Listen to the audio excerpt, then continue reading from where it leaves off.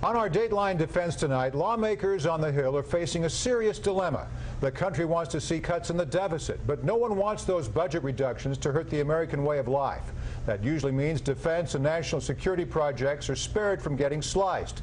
But the nation is in dire straits when it comes to its finances, so nothing is off the table.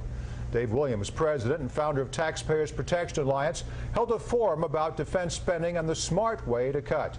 So, Dave, that's the big question. Where can we make smart cuts in defense spending? Well, first of all, the cuts have to be smart. We have to do this in a way where it's not across the board, because you don't want to take money away from programs and weapon systems that are working. We've identified 3 programs: the Joint Strike Fighter Alternate Engine, the Medium Extended Air Defense System, better known as MEADS, and also the Common Vertical Lift Support Program. This is a helicopter, an Air Force helicopter. And lessons can be learned from each one of these. The first 2, you can save money immediately, billions of dollars. Get rid of the alternate engine, get rid of MEADS.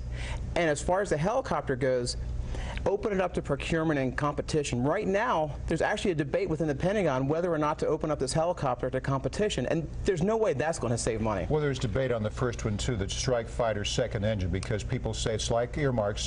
Don't make cuts in my backyard, and there's a lot of defense contractors in Northern Virginia that are depending on this alternative engine. The lawmakers in Northern Virginia are also supporting that. So it's politically charged environment here. How do you make that argument to get rid of that second engine? Oh, it's very politically charged. Ohio is where a lot of this engine is built, and at the core of this is you're not going to create jobs by building this alternate engine. You're going to be shifting jobs from one part of the country to the other. Because let's say you need 200 engines.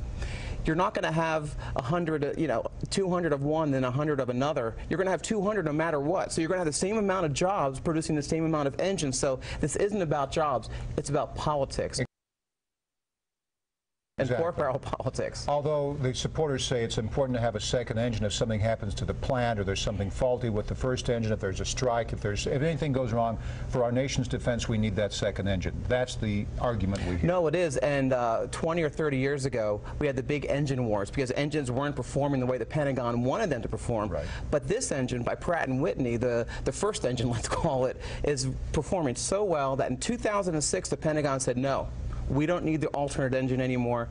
This is outperforming every other engine. Let's just stick with this. And get this, if we kept on funding the alternate engine, it wouldn't be ready until 2017. So, I mean, they're a long way from completing this, and they need it now. And the first engine is just about ready to go into the Joint Strike Fighter. All right, so that's first smart cut. The second smart cut, without too much inside baseball, explain that to me again. The Medium Extended Air Defense System. Right. This is supposed to be the follow-on to the Patriot.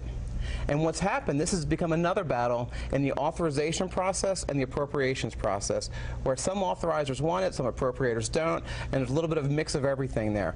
The Pentagon has said, guess what, the Patriot's working, and we actually have orders for the Patriot from other countries, so let's continue this. And they've already appropriated $800 million for fiscal year 2011.